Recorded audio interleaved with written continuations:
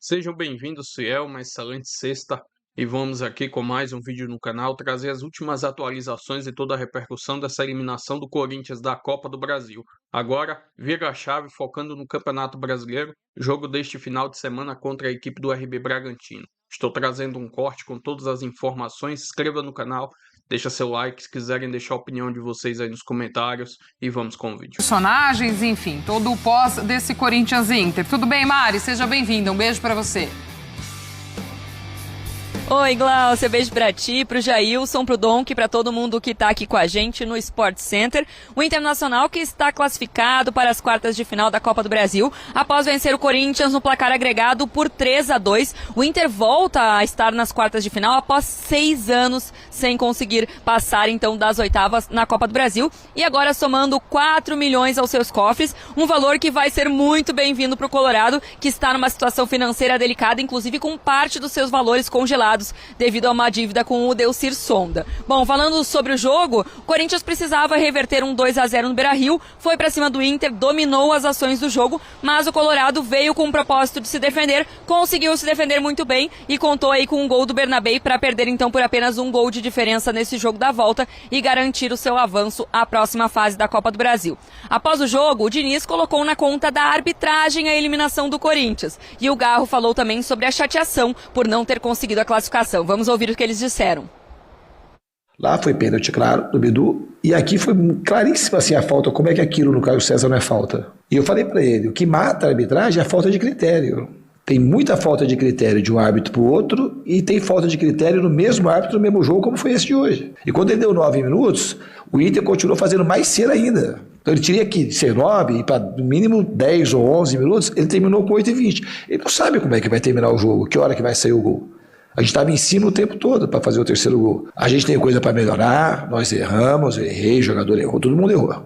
A gente podia ter feito mais coisa, mas hoje, principalmente, a gente se esforçou no limite máximo. Aconteceu o negócio do campo, que é uma empresa que foi para nós, pegou de surpresa, porque é uma empresa que está aí desde a época que a Arena ela foi construída, mas infelizmente entregou o campo em péssimas condições, e se tratando do melhor campo que tinha no futebol brasileiro. A promessa é de que o campo vai ficar bom, vai ficar melhor do que estava quando parou e vai voltar a ser o melhor campo do Brasil. Conheço o presidente há muito pouco tempo, mas eu vejo que ele é um cara muito sério e ele está tentando pagar dívidas e ao mesmo tempo ter um time. Se não fosse assim, como é que vai fazer se colocar um presidente equacionar o Corinthians hoje, com tanto de dívidas que tem? Porque os transfers não é por conta dessa gestão. Então ele tem uma herança que não tem como. Agora, se assumiu a cadeira, você tem que resolver, e está se esforçando para resolver. Tem hora que você tem que escolher, tem que pagar transfer ban ou pagar salário.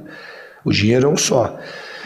Agora é saber fazer as coisas. Isso não é uma coisa, ninguém está acomodado, não é uma coisa para acomodar, muito pelo contrário, é criar soluções para que a gente consiga sair dos transfer bans e a gente ter uma folga financeira para a gente conseguir pagar salário em dia, porque os jogadores precisam receber em dia, e o campo melhorar, e eu espero que essas coisas aconteçam. Doe muito esta eliminação porque somos os últimos campeões e ficar fora assim nesta fase merecia um pouco mais. Infelizmente aqui no futebol não é por merecer, é tentar de fazer, né? Mas hoje fomos bem superiores, lutamos até o último minuto e acredito que essa força que a gente hoje teve, uma força da torcida, de nossa gente, lá na frente nos vai encontrar com coisas muito positivas. Agora o Inter aguarda o sorteio na próxima terça-feira para conhecer então o seu adversário nas quartas de final da Copa do Brasil. Por aqui, o Corinthians segue na novela Memphis e eu volto já para a gente falar sobre isso. Glaucia. Combinado, Mari. A gente já conversa também para trazer mais esses detalhes. Memphis que ontem esteve na Neoquímica Arena, mas ainda ajustando aí os últimos pontos para renovar esse contrato com o Corinthians. Antes, vamos ouvir Renata Ruel falando dessas questões de arbitragem dentro dessa partida. Fala, Rê. Vamos falar das polêmicas de Internacional e Corinthians. É importante a gente citar que são 2 lances interpretativos. Começando pelo gol do Corinthians, você tem o Pedro Raul em posição de impedimento. quem faz o gol está em posição legal. A regra fala que se o jogador em posição de impedimento pratica uma ação que interfere na ação do adversário, o impedimento tem que ser marcado. O Pedro Raul, em posição, ele sobe para cabecear e isso pode sim interferir na ação do goleiro na hora de ir disputar essa bola, de fazer uma defesa. E aí a gente entende que o impedimento deve ser marcado. Fora isso, tem o gol do Internacional, onde há uma possível falta ali no início da jogada. Por mais que o árbitro deixe o jogo correr, é na frente dele, é critério dele que ele deve marcar no campo de jogo. Para mim tem um chega para lá que é faltoso sim, e ele poderia sim ter marcado essa falta no campo de jogo. São 2 lances polêmicos, interpretativos, mas que eu vejo o erro da arbitragem. Aí eu acho que vai muito do que o Diniz falou ali, e a gente também ao longo da semana, né, como brincamos, todos os jogos tivemos que passar por arbitragem, cai no que a gente diz do interpretativo. A Renata traz isso e aí essa falta de critério, né, porque em outros jogos, pegando o lance aí do gol do Inter, já aconteceu de haver a análise, anular o gol pelo lance da origem. O Corinthians também. Enfim, é isso. Então, assim, falta esse critério. Embora a Renata fale, né, da interpretação e tudo mais, é o que tem pegado, acho que muito de jogo para jogo, né? Isso que eu falei ontem, né? Dar um copia e cola no que eu falei ontem. O que tem mais me irritado, pelo menos nessas oitavas de final da Copa do Brasil, é a falta de critério. Você não vê critério de um jogo para o outro. Então, por exemplo, com certeza, em outras partidas, os 2 gols poderiam ter sido anulados.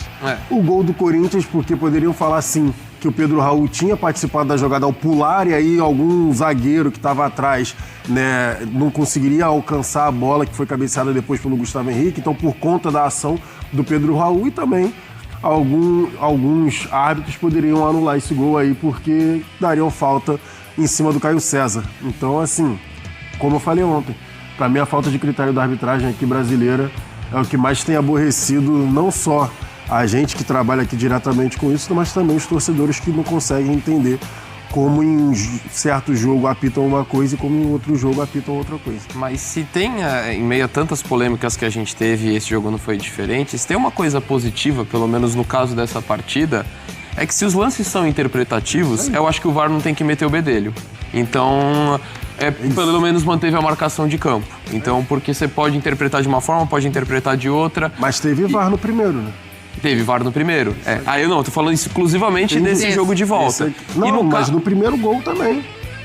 Foram analisar o impedimento, mas também não dele ser chamado. Eu digo, né, dele ser chamado. Entendi. Porque o VAR tem que rever. Sim, se teve a possibilidade de impedimento, ele tem que analisar. Você diz de chamar o árbitro para ele interpretar de novo o lance. E no caso do lance do Caio César, para mim, que é um agravante para você não chamar o VAR, o árbitro tá de frente pro lance, ele viu o contato, então ele teve a interpretação dele. Ele aqui na imagem, aqui embaixo. Então você pode discutir uma coisa ou outra, mas pelo menos nesse caso, se o lance é interpretativo e tem dúvida, ele é aberto a diferentes possibilidades, pelo menos nesse caso, não foi recomendado o árbitro ir para a beira do campo. Só para pontuar, nada é mais lamentável, eu já falei isso aqui, mas vou repetir, nada é mais lamentável do que o VAR chamar o árbitro e o próprio árbitro tá no quadro da imagem do VAR. Isso aí. Isso é uma vergonha absurda.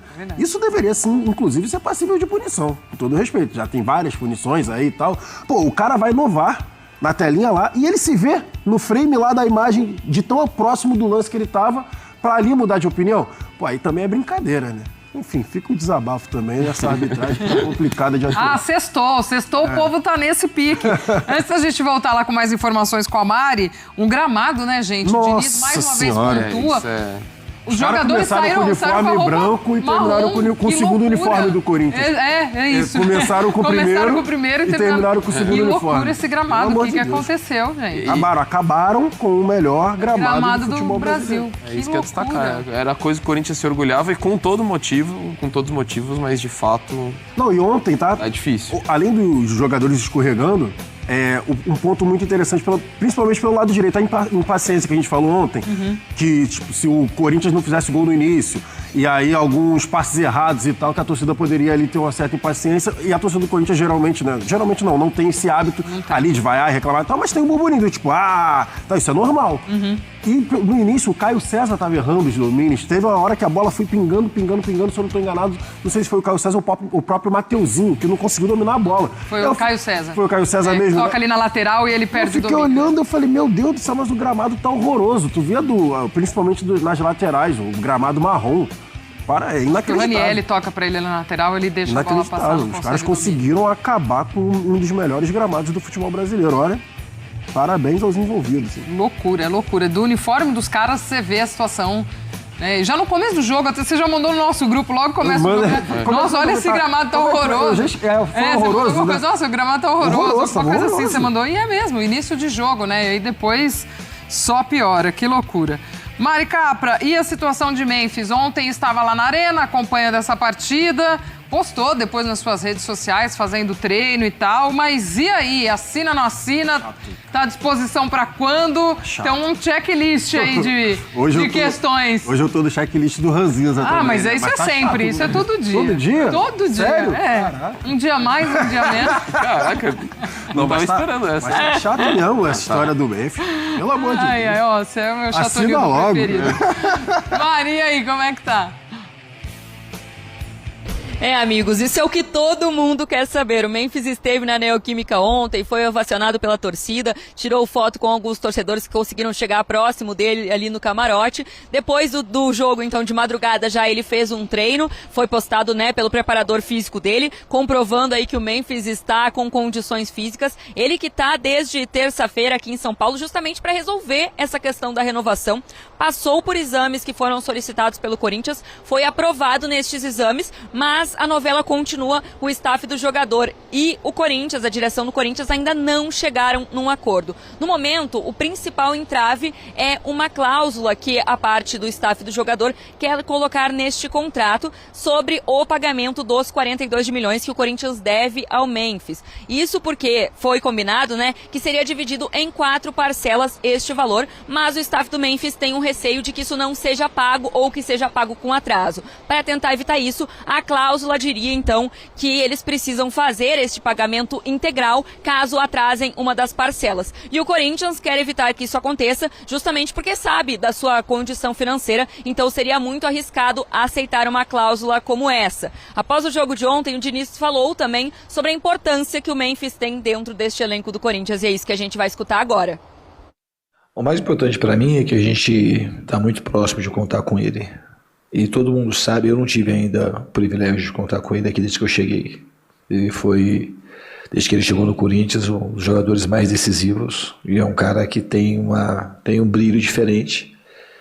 E ele vai nos ajudar muito. Estou ansioso para a renovação. Está muito perto de acontecer. Eu acredito que nesses próximos dias ele vai acertar a renovação e a gente vai poder trabalhar juntos, que eu não tive ainda. Eu trabalhei com o Memphis no campo uma semana, praticamente, só alguns dias, nem uma semana, acho que uns 4 ou 5 dias. Então ele é um cara que vai dar peso para o nosso time, vai dar qualidade, dar experiência, então vai ser muito bom poder contar com ele.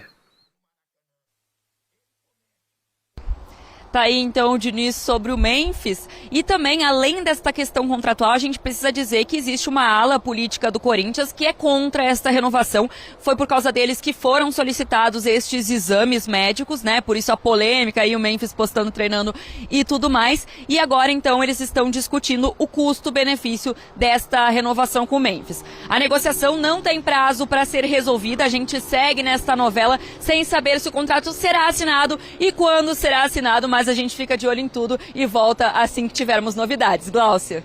Boa, Mari, a gente volta a conversar aqui nessa sequência de Sport Center. Boa sequência de trabalho aí para você, para nossa equipe também.